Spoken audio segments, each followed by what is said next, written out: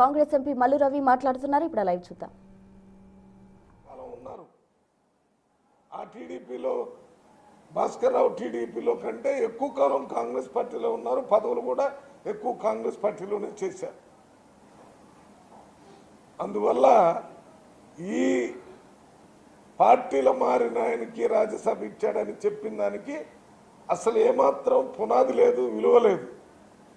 ఎందుకంటే మనం కూడా అదే కదా. నాకు కూడా 2004లో కాంగ్రెస్ పార్టీ టికెట్ ఇవ్వకుండా అలయన్స్లో ఇచ్చారు. 2009లో నాకు టికెట్ ఇవ్వకుండా అప్పుడు జగన్నాథం అని న్యూక్లియర్ బిల్లుకు ఓటేశాడు. ఓటేసినందుకు మీకు ఓటు టికెట్ ఇస్తున్నారు ఆయనకి ఇచ్చారు. ఓపికతో ఉండాలా కొద్దిగా. కాంగ్రెస్ పార్టీ నేను ఎక్కడో ఉంటే నన్ను 91, 98లో ఎంపీ చేసింది కాబట్టి ఆ కృతజ్ఞతను దృష్టిలో పెట్టుకొని కాంగ్రెస్ పార్టీ వల్లనే నేను ఎక్కడో పొలాల్లో మట్టి పని చేసుకునేవాడిని, కూలి పనిగా బతకాల్సిన వాడిని. కాంగ్రెస్ పార్టీ టికెట్ ఇస్తే 91లో ఎంపీ అయ్యాను, 98లో ఎంపీ అయ్యాను. ఓపికతో ఉండటం వల్ల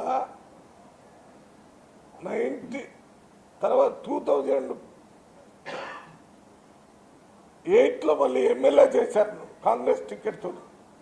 2004లో నన్ను ఏపీ స్పెషల్ రిప్రజెంటేటివ్ చేసి ఇక్కడ పంపించారు క్యాబినెట్ ర్యాంక్. ఓపిక అప్పుడు ఉన్నందుకే ఇప్పుడు నేను జడ్చర్ల ఎమ్మెల్యేలు ఓడిపోయినా, ఎంపీగా నాగర్ కర్నూలు ఓడిపోయినా పార్టీ కోసం పనిచేస్తూ ఉండటం వల్ల గుర్తించి మళ్ళీ కాంగ్రెస్ పార్టీ టికెట్ ఇచ్చారు. నేను కాంగ్రెస్ పార్టీలో ఇప్పుడు ఎంపీ గెలిచి మీకు కూడా 15 సార్లు బీఫామ్ ఇచ్చిన వాళ్ళు ఇంకా ఇచ్చేవాళ్ళు. మీరు ప్రజల తరపున నిలబడి పోరాటం చేస్తుంటే గుర్తింపు లేదు అనేది లేదు. మీకు గుర్తింపు ఉండటం వల్లనే అన్నిసార్లు సీట్ ఇచ్చారు. మీరే కాంగ్రెస్ పార్టీని గుర్తించకుండా బయటికి పోతున్నారు. కాంగ్రెస్ పార్టీ మిమ్మల్ని గుర్తించారు, గౌరవించారు. మీరు కాంగ్రెస్ పార్టీని గుర్తించకుండా, గౌరవించకుండా వదిలి దాని మీద శాపనార్థాలు పెడుతున్నారు. అది మంచిది కాదు. ప్రజలందరికీ తెలుసు.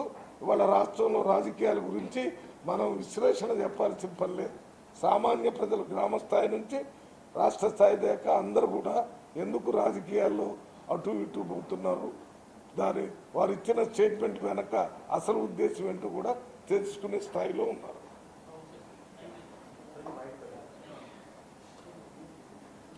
నేను చెప్పడం ఆపకపోతే మీరు లేచిపోయేటట్టున్నారు.